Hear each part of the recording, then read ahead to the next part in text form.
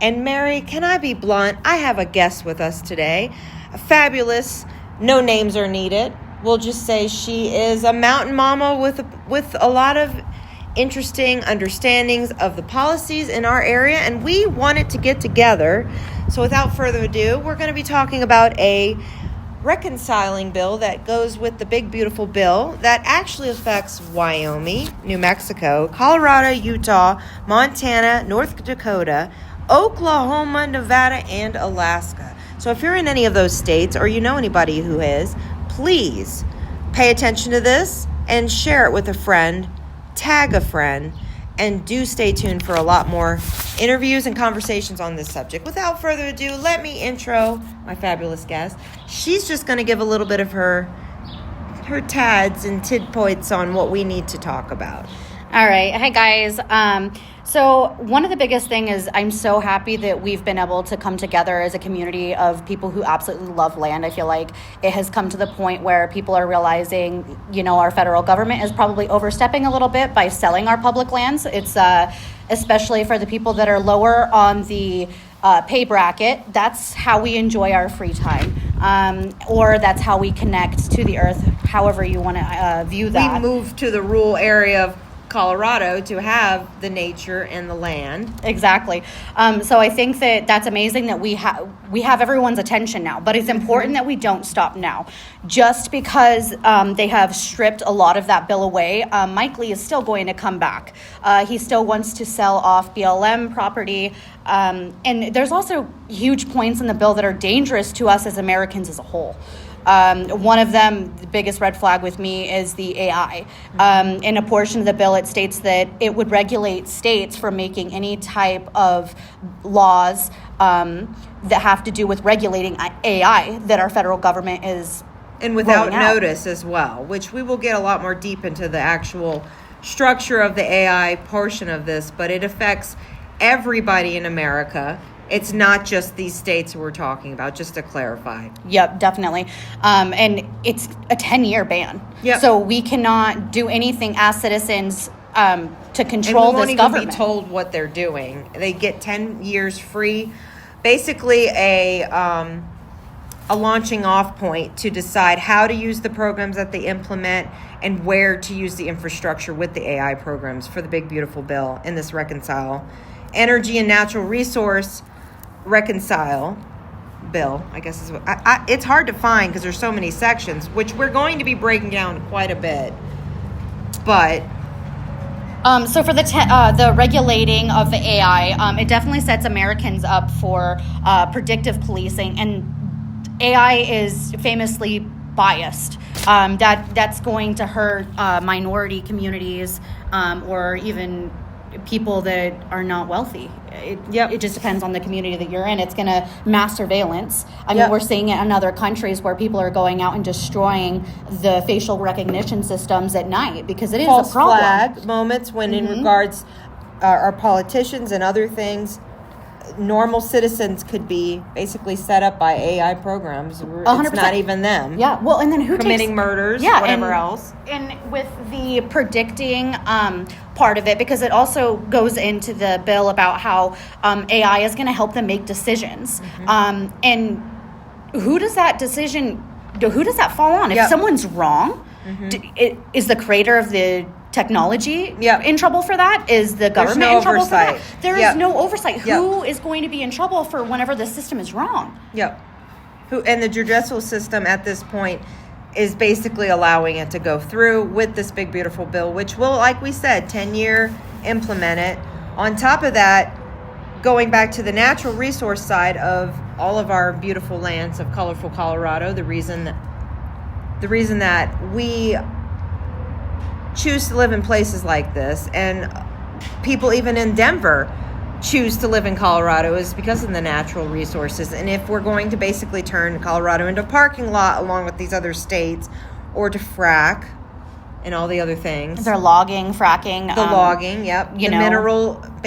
mineral rights are no longer the people's rights because we don't know what they're going to use them for. The water oversight is affected by this bill a whole lot, including, which we will talk about on future podcasts, but related to even the medical side of Medicaid and everything else, which the big beautiful bill is so many pages, it's not possible to do it. No. And how are citizens supposed to digest that? That's the harder part of all of this. I think that's the point of it. They make these, these crazy bills that are thousands of pages long that are extremely hard to digest and understand even the literature of what they're saying. So I think they do it on purpose. It's our senator's job to read that. And so we encourage you guys to get a hold of your government officials. We will be including at this end of this podcast in the description notes where you can personally look from your zip code to find your senator's information. And please email them. Tell them, I'm concerned. I don't want my land sold off. I don't want my beautiful, wherever you are, Wyoming, the nature and the wildlife. That's what I'm concerned about. I mean, definitely. But I also don't want to be Rerouting surveilled them. by No, my government. I don't wanna be Absolutely not. I am the naked points. window lady neighbor, and I don't need that. That's your name, naked window. And I'm kidding. No. The reality is, we shouldn't be afraid, and I'm afraid for health and safety. That's my reality. If you have a bunch of rural Colorado, supposedly these are supposed to be giving us housing. Is that correct? Can you please talk a little bit about the housing Yes, part? It so- upsets me, and I'm frazzled. Yeah, I understand that. Okay, so the housing is supposed to be for low income housing, but at the end of the day, in the bill, it does not specify who is allowed to buy it. And at the end of the day, we know that we're not going to be able to afford a house. If you look at anywhere in here in Colorado, a starter home, and the starter home that I was even looking at here in this town, it was a town home, so I shared walls and I didn't have a yard. I was looking at paying $280 for that. $280,000, not $280. I wish. Right. But that's crazy. So there's no way that normal people like you and I would be able to buy some of these beautiful chunks of land. And they're saying that they want them to be centralized to 5 miles within a populated area. So does that mean that they're going to start populating more of these areas so we have less I believe it has something to do with the tax.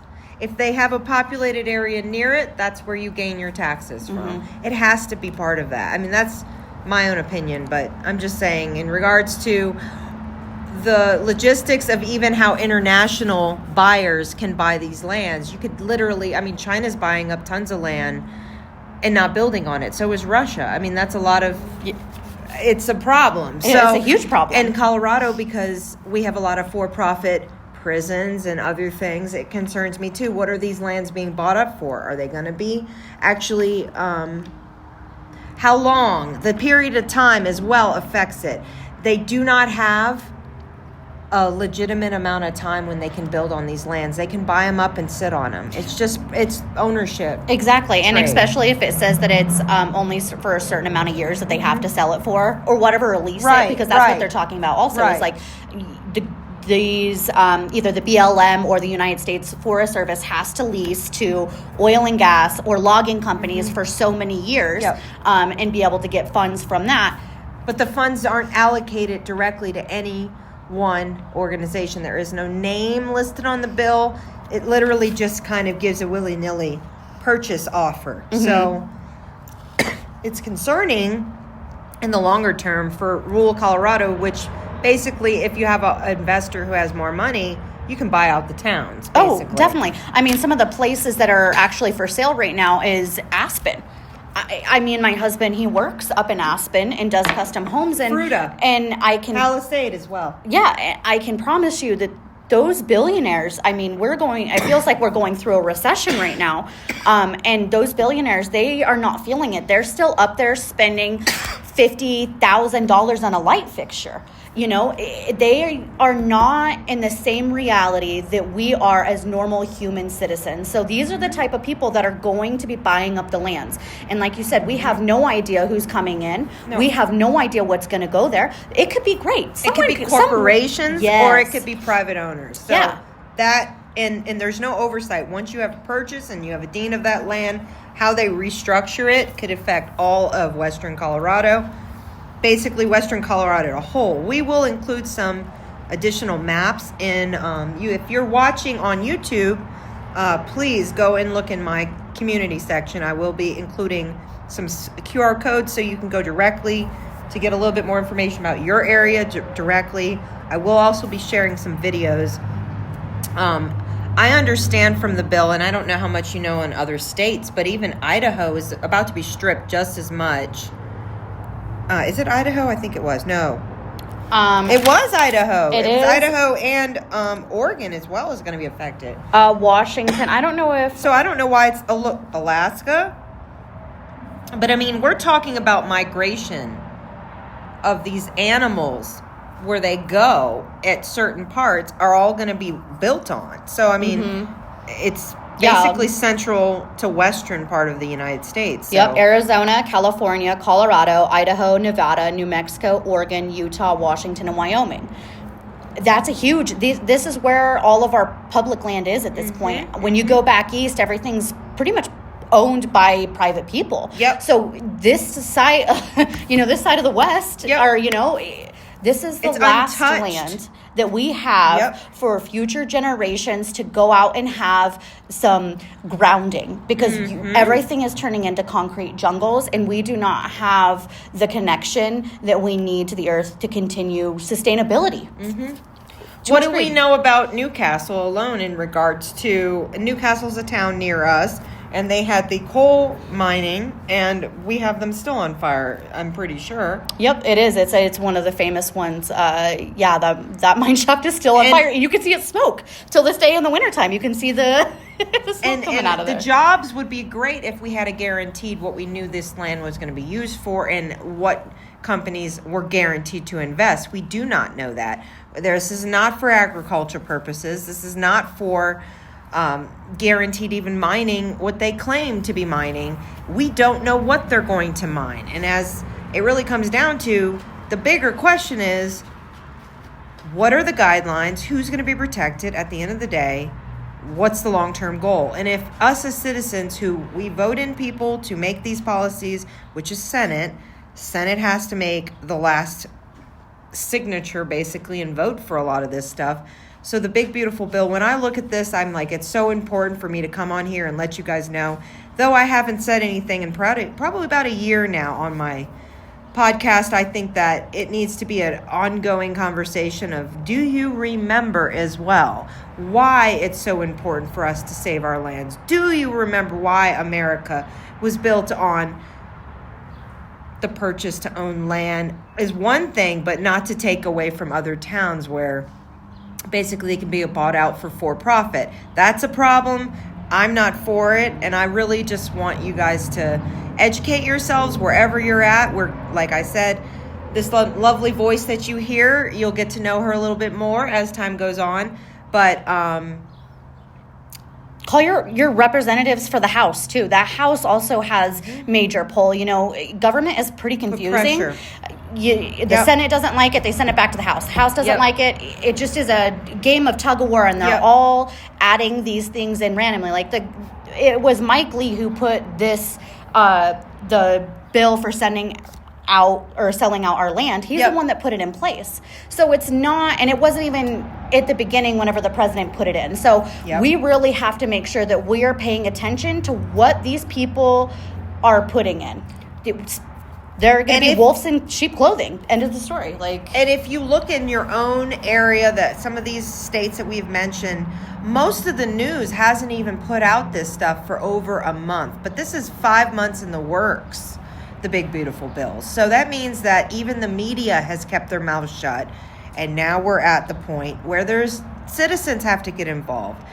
We cannot make the waves other than tell other citizens. So ultimately that's what we're doing here. And in regards to oil and minerals and safety, when it really just comes down to it, we don't know, are they going to sit on this land? That's my biggest concern, is that they're going to buy up land, and then, like I said, Newcastle, I have personally seen recently that they're offering jobs without even the land ready to be fracked. Do you understand? They're already trying to build the organizations of people that if you want a coal mining job, you can get one. And those locations are not even set up. They're just pulling heads at this point. So the bill has a very high chance of being passed due to so many people being misinformed. That's why we're here. That's why we're trying to educate you guys. And it was time sensitive. So that's why we're here. Quickly just giving you an intro. But everything that we are talking about will be included in the description below. You can easily go ahead and look into it in your own area. Or if you care about your fellow neighbor states, please help us all out.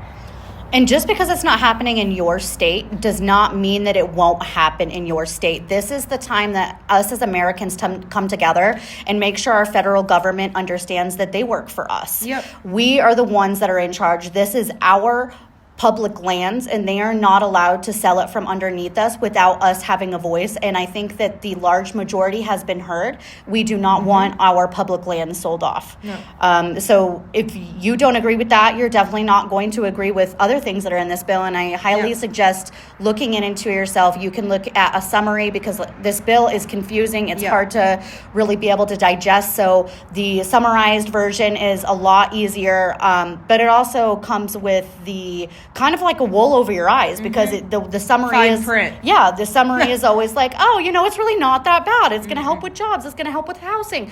But really, it just helps the corporations get more power and the people have less freedom. So call your representatives. Let them know that this isn't what you want. This is what you want your children to go through, and ultimately your neighboring states. If what we have, America, our beautiful lands, are being stripped of what it's needed for the ecosystem to continue to run. If you think that you're dealing with corruption at this level on a small scale, wait till everything is owned around you by corporations. I mean, literally deeper than what you're already dealing and abiding by. So ultimately, the big beautiful bill, it still is having a lot of flack right now in regards to potentially the Republicans are having to go through this bill again. It was basically kicked back, and that doesn't mean it's not going to get passed. It will be, and it's just being adjusted, I'd say. And so literally by the 3rd, not the 4th, the 3rd of July, things will be implemented. So ultimately, educate and advocate for your area and your local govern. So I say get familiar with yourself.